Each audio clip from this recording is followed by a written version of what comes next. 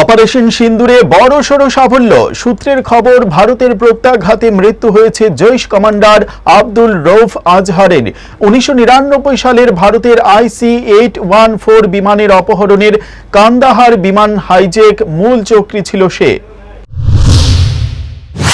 জঙ্গি সংগঠন জৈশে মোহাম্মদের প্রতিষ্ঠাতা মাসুদ আজহারের ভাই রউফ ভারতের বুকে একাধিক সন্ত্রাসী কর্মকাণ্ডের জন্য সে মোস্ট ওয়ান্টেড জঙ্গির তালিকায় ছিল।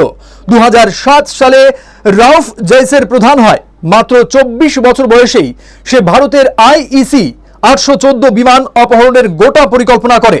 শুধু তাই নয়, 2001 সালে সংসদ এবং 2019 সালের পুলওয়ামা হামলাতেও নাম জড়িয়েছিল তার। উল্লেখ্য, 1999 সালে ইন্ডিয়ান এয়ারলাইন্সের IEC-814 বিমান অপহরণ করে একদল জেহাদি উড়ানটি কাঠমান্ডু থেকে দিল্লির উদ্দেশ্যে রওনা দিয়েছিল, কিন্তু জঙ্গিরা বিমানটিকে অমৃতসরে নিয়ে যায়। উড়ানের জ্বালানি তখন তলানিতে। এদিকে অমৃতসরে বিমানটিকে আটকানোর পরিকল্পনা করে ভারত, কিন্তু সেই পরিকল্পনা আর বাস্তবায়িত হয়নি। অবশেষে অমৃতসর থেকে লাহোর এবং সেখান থেকে আফগানিস্তানের কান্দাহার বিমানবন্দরে পাড়ি দেয় বিমানটি। কান্দাহার বিমানবন্দরে অপহরণকারীদের জামায় আদর করেছিল তৎকালীন তালিবান সরকার। বিমানে পণবন্দি যাত্রীদের উদ্ধারে যাতে ভারতীয় কমান্ডোরা কোনো অভিযান চালাতে না পারে সেই ব্যবস্থা পাকাপোক্ত করতে IEC-814 বিমানের চারিদিকে সাঁজোয়া গাড়ি মোতায়েন করেছিল তালিবানরা।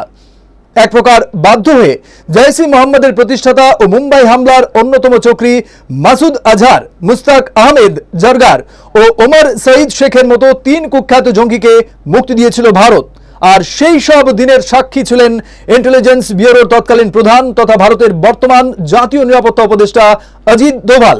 তিনি সাফ জানিয়েছিলেন অপহরণকারীদের মদত দিচ্ছিল ISI। কান্দাহার বিমানবন্দরেও মজুদ ছিলেন ISI অফিসারেরা। 1999 সালের 24 ডিসেম্বর থেকে শুরু হওয়া এই বিভীষিকাময় অধ্যায় শেষ হয় 31 ডিসেম্বর। ভারতের মুক্তি দেওয়া 3 জেহাদিকে ও অপহরণকারীদের কোয়েটা পৌঁছে দেয় তালিবান। তারপর অন্য যাত্রীদের সঙ্গে মুক্তি পান অভিশপ্ত IEC-814 বিমানের ক্যাপ্টেন দেবী শরণ।